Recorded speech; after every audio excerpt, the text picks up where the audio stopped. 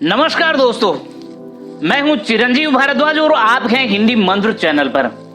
दोस्तों, आज हम क्लास 9th की क्षितिज की सर्वेश्वर दयाल सक्सेना की मेघ आए कविता का अध्ययन करेंगे।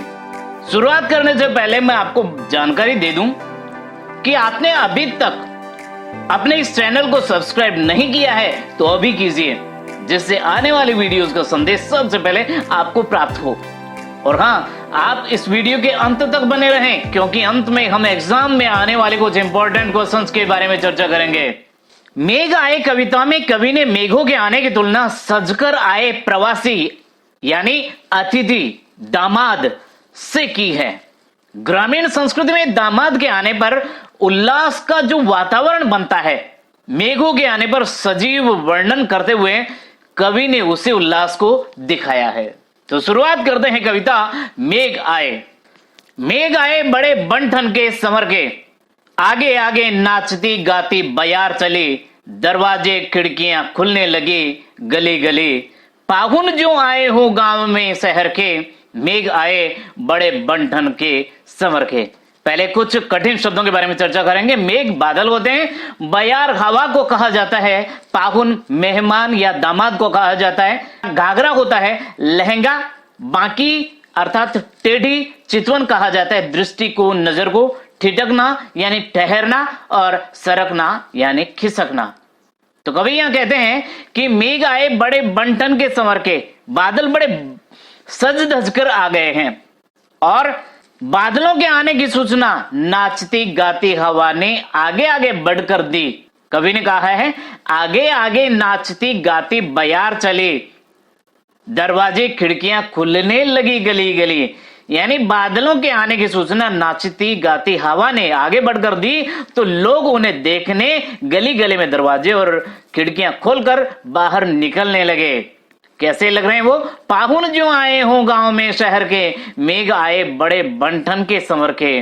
तो ऐसा लगा जैसे शहर में रहने वाले पाहुन यानी दामाद गांव में आए हों। कवि आगे लिखते हैं पेड़ झुक झांकने लगे गर्दन उचकाए, आंधी चली धूल भागी घाघरा उठाए। कवि कहते हैं पेड़ झुककर गर्दन उचकाकर झांकने लगे, आंधी चली धूल भागी घाघरा उठाए, अर्थात आंधी चली तो धूल ऐसे भागी जैसे लड़कियां घाघरा उठाए भाग रही हो, अपना लहंगा पकड़ करके भाग रही हो। बाकी चितवन उठा नदी ठिठकी घूंघट सरके, नदी भी मानो थोड़ी देर ठिठक गई घूंघट सरके, मेघ आए बड़े बंठन के संवर के। तो नदी भी मानो थोड़ी देर ठिठक गई और लोग घूंघट सरकाकर तिरछी नजर से मेहमान को देखने लगे। पाहुन यानी मेहमान के पक्ष में यदि अर्थ होगा तो पाहुन बादलों की भांति आए और उनके आने की खबर हवा की तरह उनसे आगे आगे चल पड़ी। लोग पाहुन को, मेहमान को दरवाजे खिड़कियां खोल खोल कर देखने लगे कि शहर से पाहुन गांव में आ गए। पुरुष गर्दन उचकाकर पेड़ों की भांति झुक झांकने लगे, उनके आने की खबर आंधी की तरह फैली, लड़कियां घाघरा उठाए भागने लगी, गांव की औरतें भी घूंघट सरकाकर ठिठक कर उत्सुकता से उन्हें देखने लगी। कवि आगे कहते हैं बूढ़े पीपल ने आगे बढ़कर जुहार की, अर्थात बादलों के आने पर पीपल ने वैसे ही स्वागत किया जैसे शहरी मेहमान के आने पर परिवार का वृद्ध व्यक्ति आगे बढ़कर स्वागत करता है।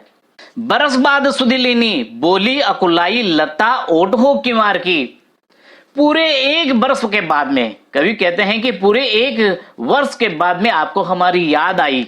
ये शिकायत बेल की भांति व्याकुल लड़की ने की, अर्थात उस लड़की ने की जिसके पति आज यहां मेहमान बनकर आए हैं। हर्षाया ताल लाया पानी परात भरकर, तो तालाब बादलों के आने से ऐसे खुश हुआ कि उसके लिए मानो परात भरकर पानी ले आया हो। भारतीय परंपरा है, कोई भी मेहमान आता है तो उसका स्वागत पैर धोकर किया जाता है। मेघ आए बड़े बंठन के संवर के। आगे लिखा है क्षितिज अटारी गहराई दामिनी दमकी। क्षितिज रूपी अटारी अर्थात जहां पृथ्वी और आसमान मिलते हैं उस जगह को क्षितिज कहा जाता है। तो क्षितिज रूपी अटारी पर बादल घने हो गए हैं, यानी क्षितिज पर बादल बहुत काले घने हो गए हैं।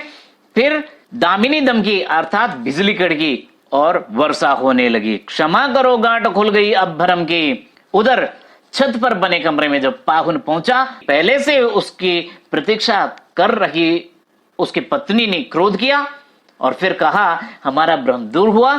हमारा भ्रम था कि आप हमें भूल गए थे, लेकिन ये भ्रम अब दूर हो गया है, इसलिए क्षमा कीजिए। बांध टूटा झरझर मिलन के अश्रु ढर के, मेघ आए बड़े बंधन के संवर के, इसलिए क्षमा कीजिए। ये कहते ही उसके आंसू झरने लगे। इस प्रकार उन दोनों का मिलन हुआ।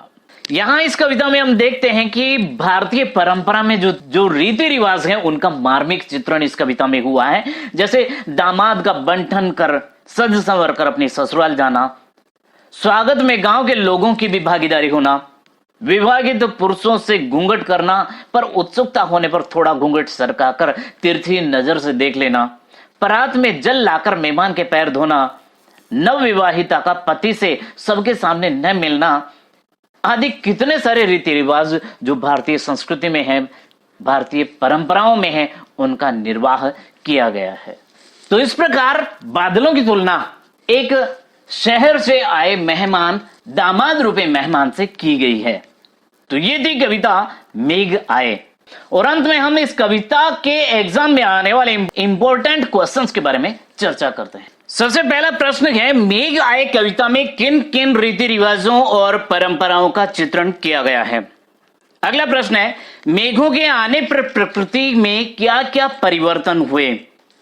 अगला इंपॉर्टेंट क्वेश्चन है, मेघ आए कविता में वर्णित 1 बरस बाद अपने पति को देखकर नायिका की क्या दशा हुई है, बताइए। और अंतिम महत्वपूर्ण प्रश्न है, क्षितिज अटारी गहराई दामिनी दमके पंक्ति का आशय मेघ आए कविता के आधार पर स्पष्ट कीजिए।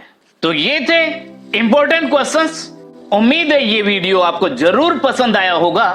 यदि ऐसा है तो इसे लाइक करें, शेयर करें, कमेंट करें और हाँ, सब्सक्राइब करना ना भूलें। मिलते हैं एक और नए टॉपिक के साथ। तब तक स्वस्थ रहें, मस्त रहें और हाँ, बादलों से बरसने के लिए रिक्वेस्ट करते रहें। जय हिंद, जय भारत।